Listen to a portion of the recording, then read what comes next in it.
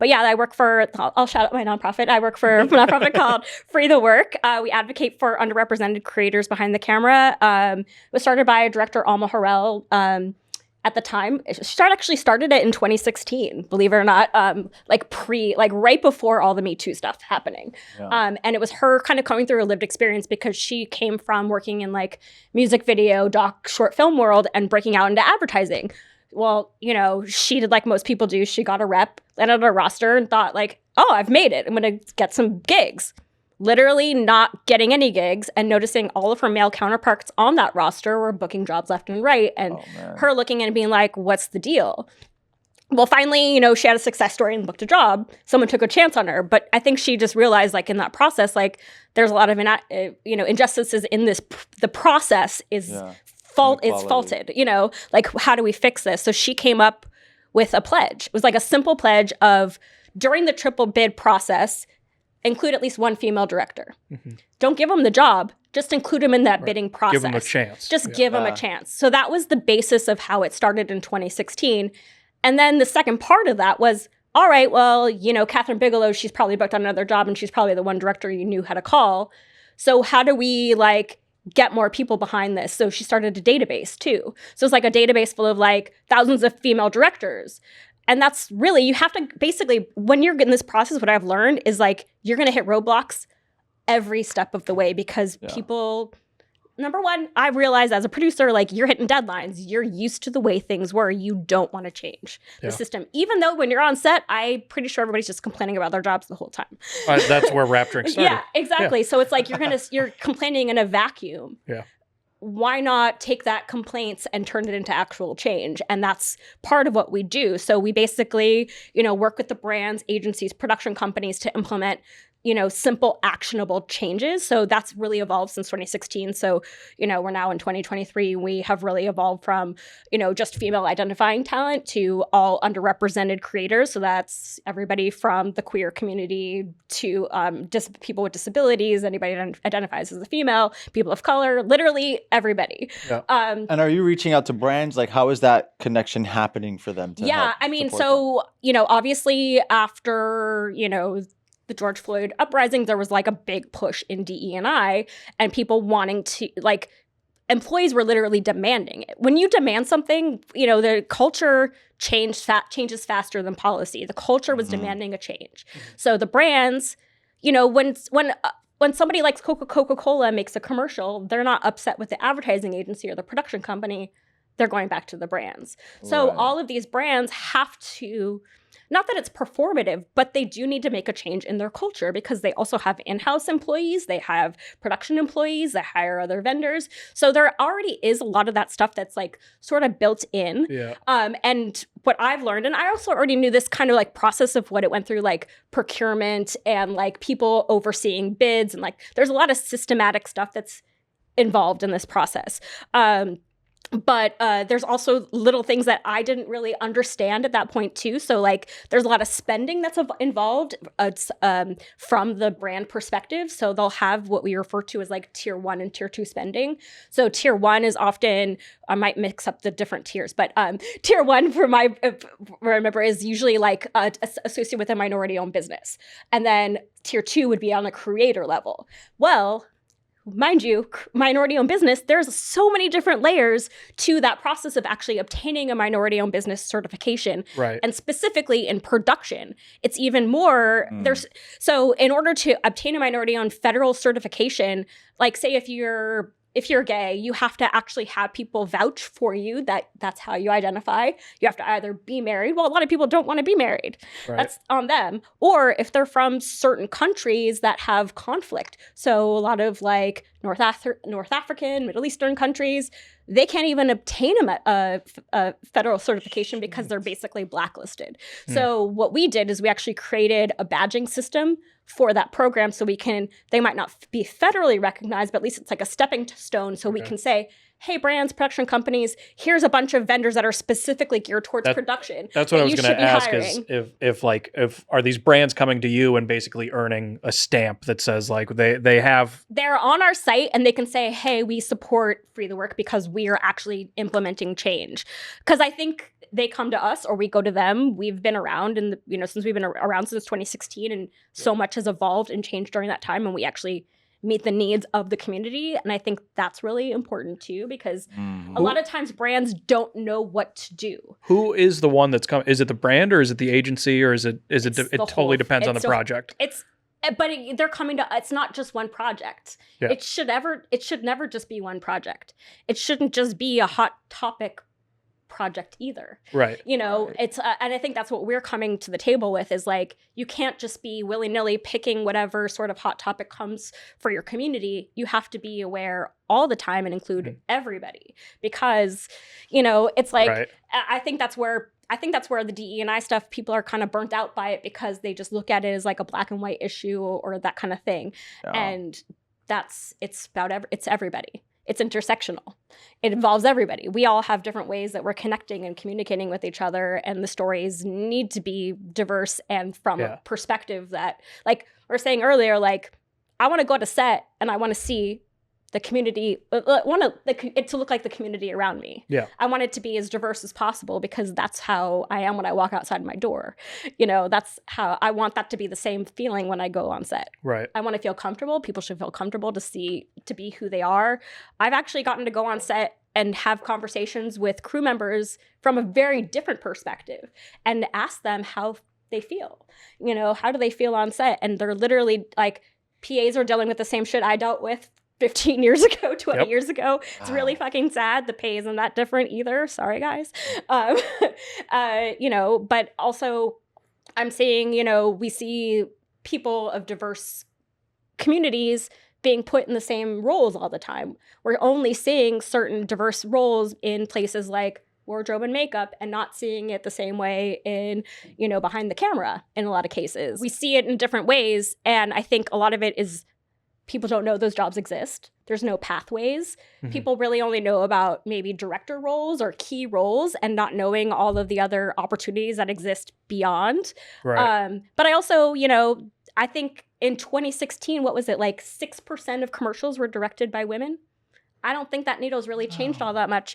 And part of what we do too is also highlight what happens in the Super Bowl every year, as opposed to like who's directing and what that demographic landscape actually looks like. So you guys are even looking at other places and making infographics or whatever that you're not even involved in, just so you have just so we can highlight that kind of stuff. Yeah. So we started, and a lot of that is like at the end of the year, people will be like, so how did we do? How diverse is our set? I'd be like, well, you have to also participate, and it's a full year process. So what we did is we actually launched an on-set survey. So it's called Invoke, and Simon's actually been on set and had to take it once.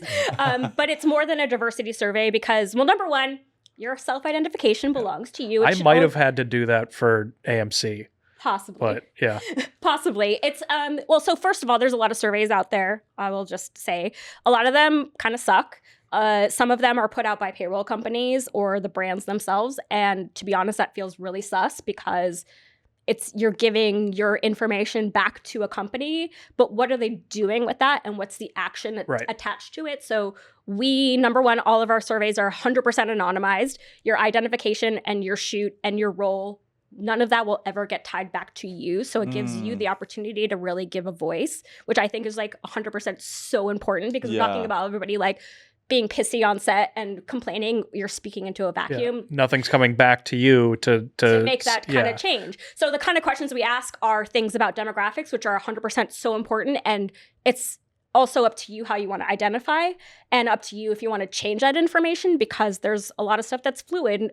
Your sexuality is fluid. Even your certain demographics can be fluid. Terms have changed. Things like MENA and SWANA are also terms that people use to identify themselves. Like, people don't really call themselves like Middle Eastern anymore. It's like MENA and SWANA are new terms that people use that. Huh. Middle Eastern, North African. Okay. Yeah, okay. I never knew that. So it's a South African, like all that kind of stuff. It's it's a cool like term. Right. But yeah, or for instance, I have friends, I'm a kid from the 80s. My friends would never call, like, I have friends that are gay that will be like, don't call me queer. So that's up to them how they want, they want to identify as queer or gay. Like, that's for them to choose, right? But then there's other questions like what's important to you about on set, sustainability, the environmental stuff. What is your pay rate? How far have you traveled to come to work? Are you from the state? Oh, interesting. I think my favorite question on that survey, well, two-parter, because not only did you ask what was your rate, you also asked, do you think it's enough? Ooh, that's bold. a good one. No, but that's great. If it's anonymous, honestly, if someone asked me that question and it wasn't anonymous, I wouldn't answer it. Yeah. Right. I'd be like, I'm 100% happy with what I got. Yeah. And then if it wasn't, I'd be like, absolutely not, I should be paid more. Yeah, I think there's a lot of stuff that's like transparency that people don't know about. Like I've gone to other states to do this survey. It's been fascinating because like and I think that's the thing. Like number one, New York is very different than a lot of other parts of the country. Well, Yes. yeah. Because also I think that's what people need to know.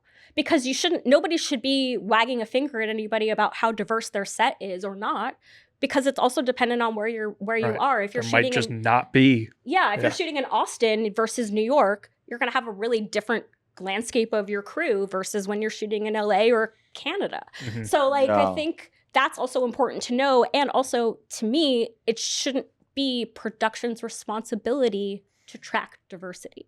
It should be their responsibility to do the cool shit that they do and make creative stuff. Right. Go to set. Sometimes they like it's also like, if you hire the head of a department, they also aren't they're not going and then hiring every single person under that, so it's like sometimes it's on the head of different places to then like, it's like certain crews are definitely more diverse than other crews, like even in the same area, it's just because. But that data doesn't exist. We literally don't know. Mm-hmm. You could say all you want, and the unions, I don't think that there's actually a lot of data on the demographics of the unions. At least that's not shared. So, I think it's definitely, it's been an experience going to set and having the responses from people, and a lot of it is so positive. I can't tell you the amount of positive responses I've had with the surveys, because we're there as independent entities. Mm-hmm. We're being very transparent about how their information is being used. We're using it in a way to create pathways and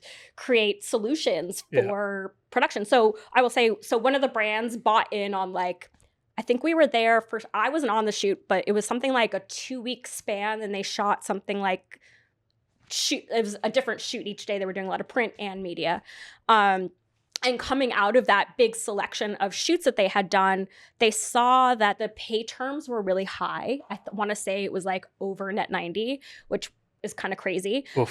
And that was the overwhelming response that they had about the notes. Yeah. And so the brand actually came back at the end and said, you know what, coming out of this, we really want to, they actually changed their pay terms to something a lot more realistic. Cool. And not only that, we've been working with them on stuff about treatment process and, leveling the playing field for triple bidding. And so we've actually been working on with them creating almost brand guidelines. So you have this is what's expected of you when you come on your shoot. This is the kind of information we're looking for in your treatment. And so basically it gives people who might not have had experience work, because, if you're working on a triple bid, there's always that one favorite who's done the 100 jobs with the client. And then you have the 2 other folks that maybe they've done 1 or 2. And then there's the dark horse, who's never done it. And that gives them a less playing field to turn around a treatment in time. They're probably going to turn it in last. They're going to have questions about the How bid. do they actually choose who the 3 people are? Is it literally just the agency is we know we like this person, but then here's 2 resumes? Yeah, I mean, okay, so there's usually the favorite. There's always a favorite. Yeah. And it's usually the person that has probably worked with the brand before, or somebody that, there's a term that we hear a lot is A-list. Mm-hmm. So it's usually give me a list of all the A-list folks that have literally done this same exact thing before. Okay. So it's not necessarily a creative thing sometimes it's a who thing. It's a who. A lot of advertising is very much about the name. Okay. Is it always 3? Sometimes are there more than triple bidding is a triple bid. Yeah. And that is something that's actually instituted through procurement usually. Okay. They're the ones who oversee the bids and sort of follow this process, and a lot of it is based on budgets. it's not based on anything other than budgetary, although now I will say that a lot of procurement and that process has now been used in a DE&I standpoint.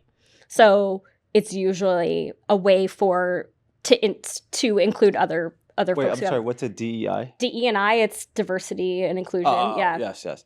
Yeah. So with all these surveys you take, is there a database that like shows which brands are following these guidelines or helping out? Because I know the way I like to think about it is in New York, Yeah. like if there's always a place where a renter, where now there's becoming this database where renters in New York can go, oh, this is a bad landlord. Yeah. Right. So is there like, you know what? Maybe I shouldn't sign a contract with this brand to work for them on this shoot. So I would say it's up to them how they want to share. We have silent partners who don't share, and they do a lot on the back end, which I'm like, why don't you just promote this? Because I think people would actually really appreciate it, because when we're on set on their behalf and they find out that we're there on behalf of the brand, they're actually like, oh, this brand actually cares about doing this the right way.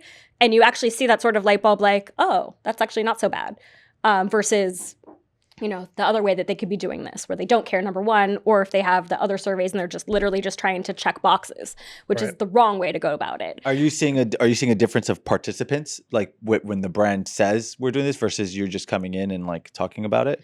Yeah, I would definitely see that. We're there on behalf of the brand most of the time because it's part of their donation, essentially, because they're giving a donation to us in sort of turnaround to get the data, because they know the data is going to pull the change. And in the past, there's a lot of legal restrictions as to how they can obtain that data. So if they were to do those surveys, they actually can't keep that information because they are also paying you. Mm-hmm. So there's a lot and because they have the opportunity to hire you, so if they have that information on you and know how you identify, they could say the next job, I'm not going to hire you because I know A, B, and C about you. Oh, shit. So there's a lot of legalities Which isn't legal. Right. Yeah, 100%. Which is not legal. Yeah. Yeah, don't do that. But yeah, so there's I've learned so much about hiring processes, but I'll get back to your brand question, because I've actually done a lot of research on this about what brands do and globally how they're participating. I will tell you, if you literally go to every single brand website, you can go to their brand initiative sections on their website, and it'll give you a full breakout of literally everything that they do, and you'll probably be really surprised. I'm thinking now in my head, though, it's I'm sure that there's a commercial that they filmed that they looked around and they're like, we do not want them to come to the set and put that survey out. We would be fucked. It's because we're not doing it, but we're rarely giving results. So if we give results for a one shoot, it would give no identifiable information about anybody's roles. But the way we usually give the reports, it's actually a minimum, I believe, of 5 shoots. So, and then when you give that shoot out, you actually it can never tie back to any personal information to anybody. So if you had it broken out by role and you didn't have enough participants in that specific section, we actually wouldn't even share that information with you. So it would never be tied back to anybody. So we're actually giving it in a way that it's aggregated. So we're never calling out one specific production. Like I'm saying, nobody should ever be no one should ever be pointing a finger at somebody for not doing something right. There's always an opportunity to learn something from it and correct it and do it better next time.